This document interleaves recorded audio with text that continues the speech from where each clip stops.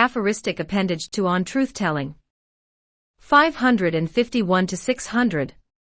551.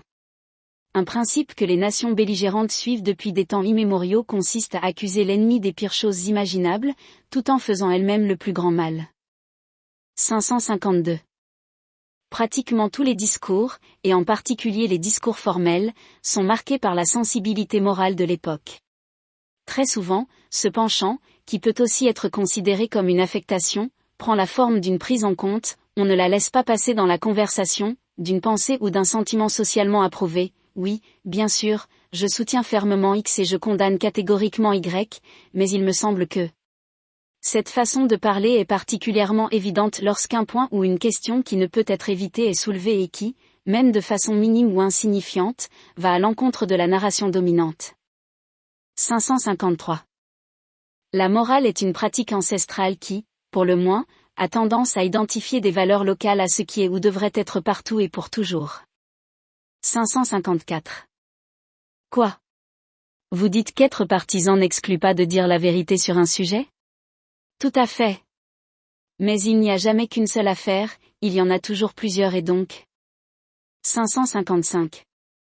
S'il est vrai que les grands dirigeants peuvent faire de grandes erreurs, il est également vrai qu'à part quelques exceptions et ce qui est écrit dans les livres d'histoire, ils ne seront pas amenés à en rendre compte. 556. En dehors de toute autre considération, être un partisan convaincu ou une personne ayant des préjugés n'est que le résultat de moyens limités. Donnez à chacun des ressources illimitées en termes de temps, d'énergie, d'intelligence et d'inclination et vous verrez quel changement radical se produira. 557.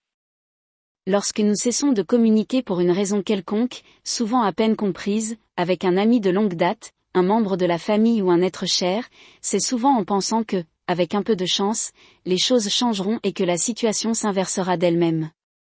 Mais bien souvent, ce n'est pas le cas, et les années passent, la mort intervenant tout à coup et mettant fin à l'affaire.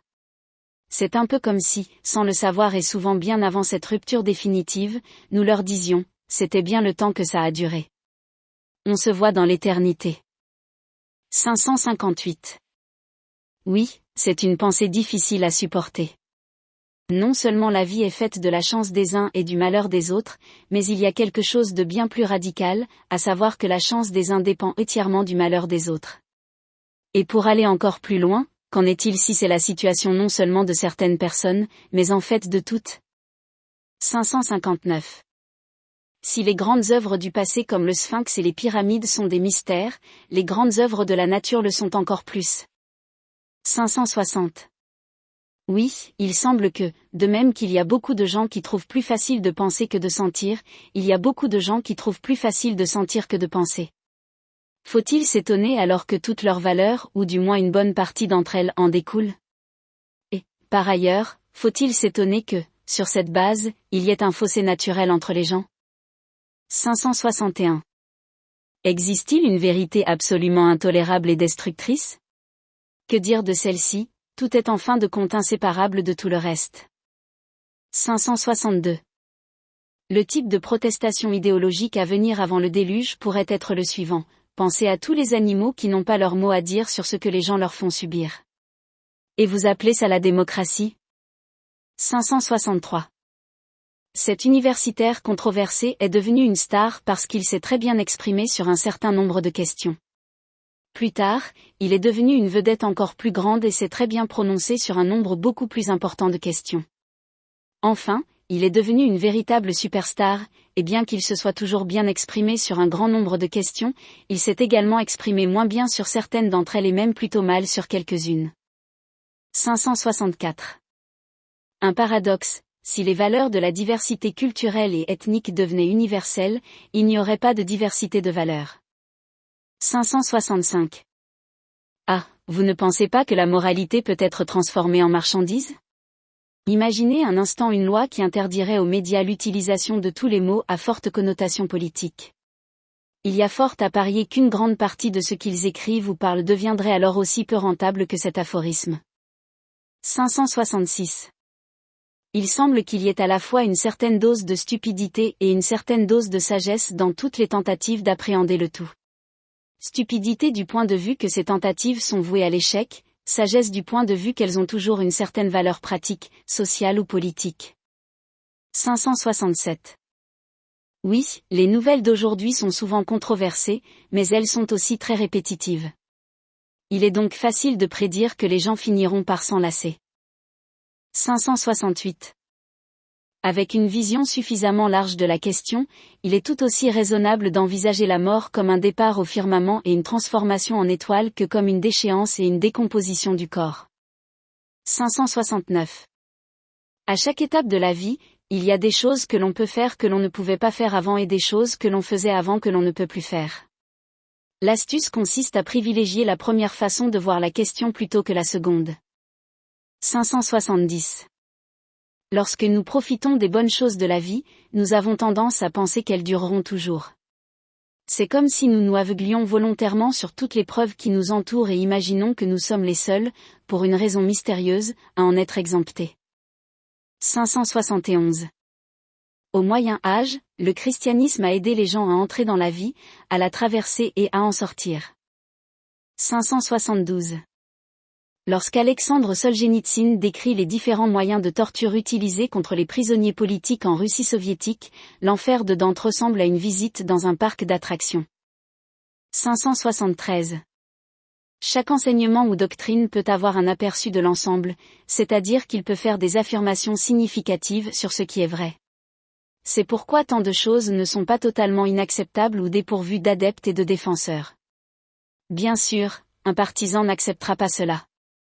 Il doit maintenir son point de vue face à tous les autres, y compris ce qui est contenu dans cet aphorisme. 574. Il existe des personnes qui souffrent quotidiennement d'une chose ou d'une autre, voire qui ont souffert toute leur vie. Comment pouvons-nous nous identifier à eux, nous qui avons toujours joui d'une bonne santé, d'une sécurité et d'une stabilité relative? Mais, insiste-t-on, il y a une obligation morale à le faire. C'est ce que l'on appelle parfois la pitié ou la compassion. Admettons que cette obligation existe. Mais, pour la plupart d'entre nous, cela sera-t-il jamais plus qu'une affaire passagère? Devrait-elle l'être davantage? Comme toujours, le diable est dans les détails. L'élaboration de notions universelles sur la manière de se comporter fonctionne toujours mieux en théorie qu'en pratique. 575. Le destin de l'homme se résume à des considérations angéliques, des détails diaboliques, des résultats qui peuvent être tout et n'importe quoi. 576.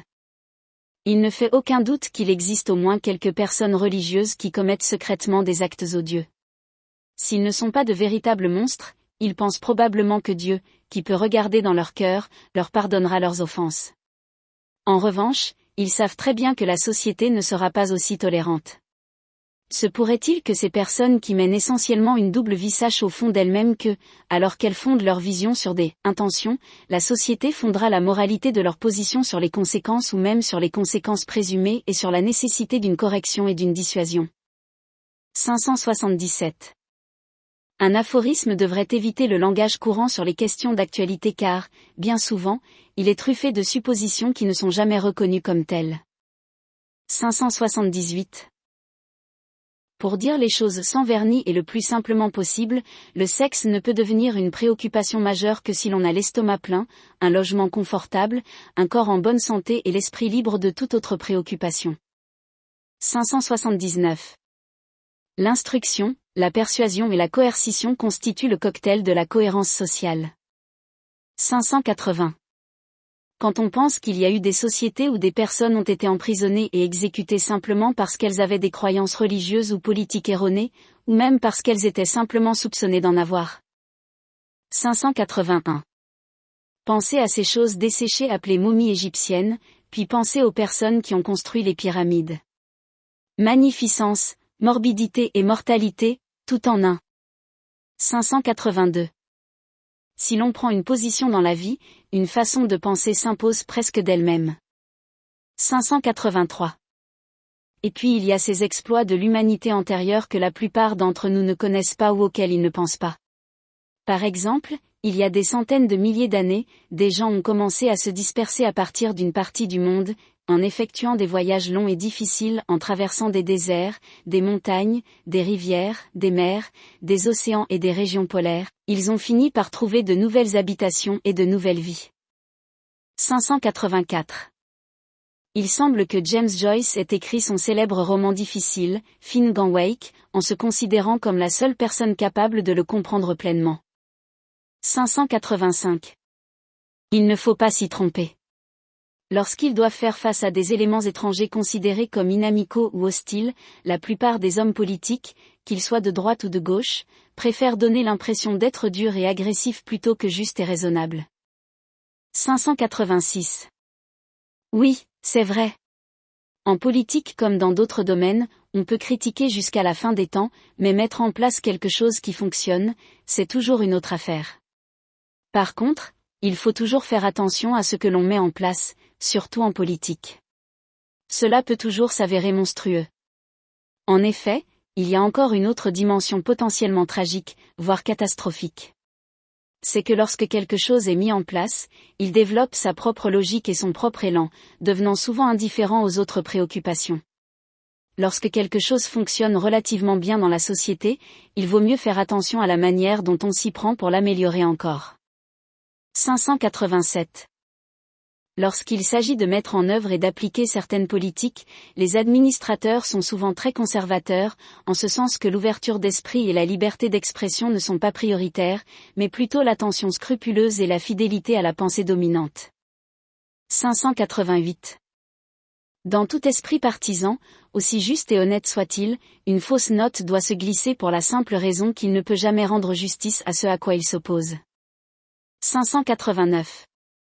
Il y a des personnes qui, si nous suivions leur vie du début à la fin, comme nous le faisons souvent avec celle d'un frère ou d'une sœur, nous feraient les aimer même si nous les détestons. 590. Plus tard, il dira de son frère, quand il était plus amusant que suffisant, je l'aimais. 591. Oui, ils sont jeunes et fous. Ils ont la force du nombre et sont violents au nom du bien avec des raisons qu'ils peuvent à peine articuler au-delà des slogans. Alors, qu'y a-t-il de nouveau ? 592. La volonté de vérité est indissociable de la volonté de puissance. Comment pourrait-il en être autrement lorsque la prétention à connaître la vérité est pratiquement synonyme de la prétention à avoir le droit d'agir conformément à celle-ci ? 593.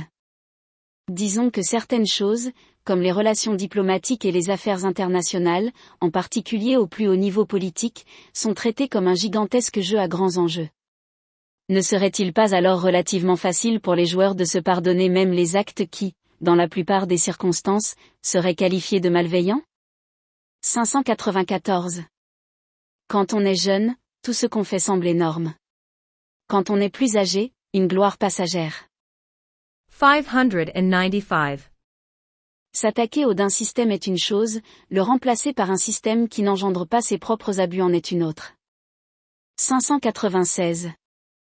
Toute polémique implique la volonté de s'affronter et même de jeter de la boue si nécessaire. 597. Une conversation rapide permet de faire des raccourcis. La vérité est donc compromise, même par les meilleurs orateurs. En revanche, les conversations longues et lentes risquent d'être moins intéressantes. La vérité n'est pas plus séparable des intérêts qu'elle ne l'est du pouvoir. Quand vous parlez ainsi, vous avez l'air d'un postmoderniste. J'ai certainement un pied dans ce camp, mais j'en ai aussi un dans un autre. Après tout, j'ai mes propres intérêts, comme tout le monde. Qui va faire des compromis sur ses intérêts personnels à moins d'y être contraint ?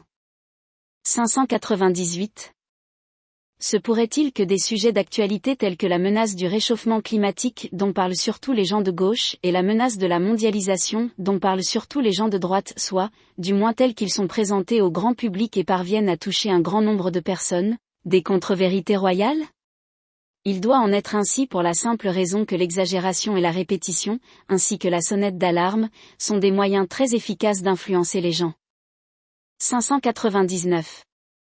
Soyez assurés que, qu'il soit de droite ou de gauche, une personne ou un parti qui acquiert des pouvoirs semblables à ceux d'un dieu les exercera, à certains moments, comme le diable incarné.